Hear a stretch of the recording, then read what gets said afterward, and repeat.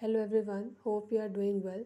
In this video, I will show how to change keyboard sound and vibration setting on Redmi A3 Pro. Before starting this video, please subscribe to this channel. Let's start our video without wasting any time.